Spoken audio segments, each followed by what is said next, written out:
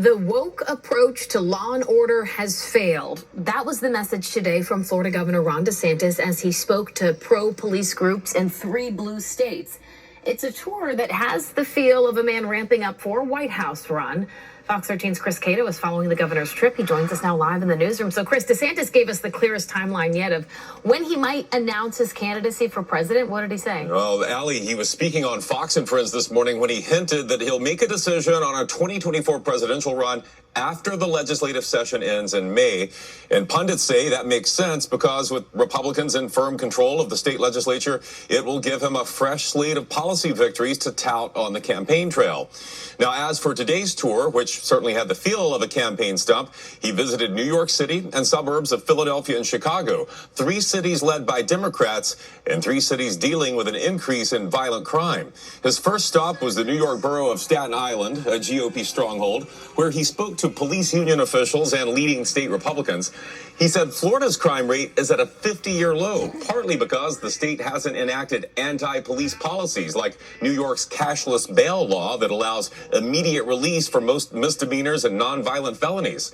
Police unions in New York have blamed that law for putting officers and the public in danger.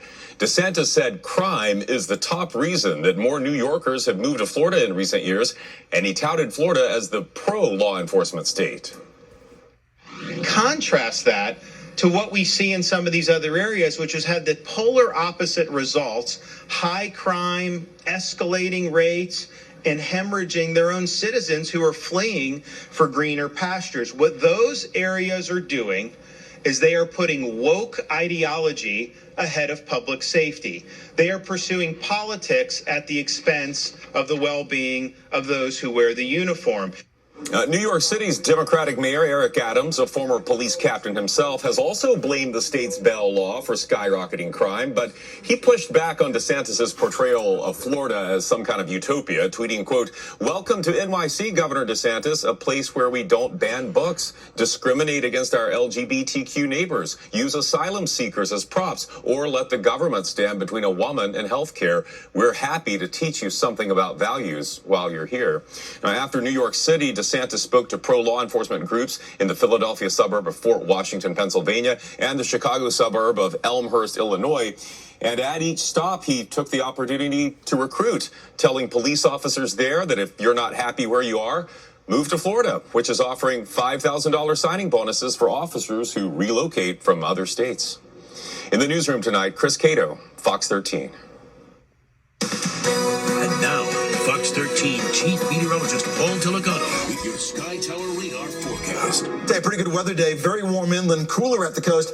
Next couple of nights, right around sunset, a little after sunset, look to the west.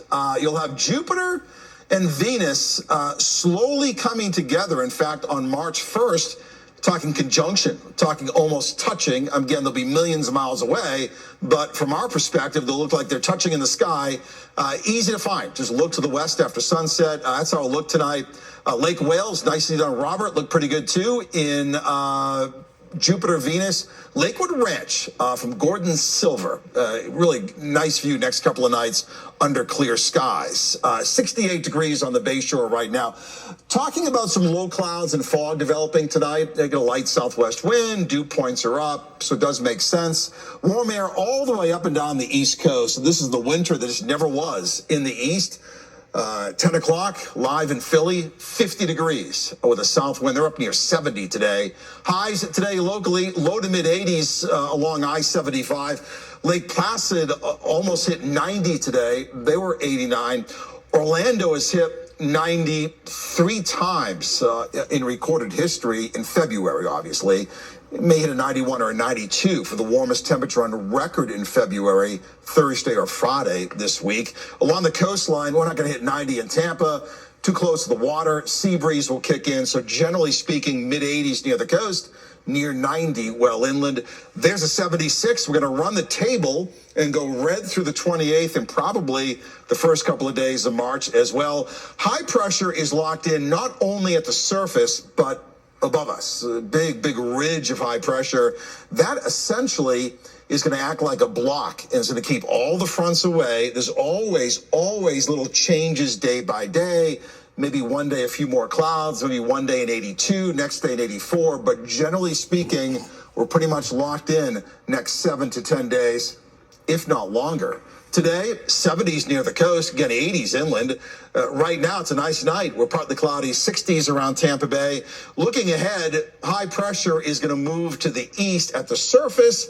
The big ridge is going to build over us. This front is not going to bother us at all. So it's warm, warmer, and warmest all the way into the first week in March. That being said, pretty potent storm is going to move across the country, producing severe weather in the plains and a whole bunch of snow and ice the next 2 to 3 days from the West Coast, where it may snow in Napa, all the way to New England, where they'll be accumulating snow and ice. We're kind of sitting in the sidelines up in the club level, kind of watching all that bypass us. So tomorrow morning, 60s. Tomorrow afternoon, mid-80s inland, cooler at the coast. Mild tomorrow night, and then we'll approach 90 inland. The cool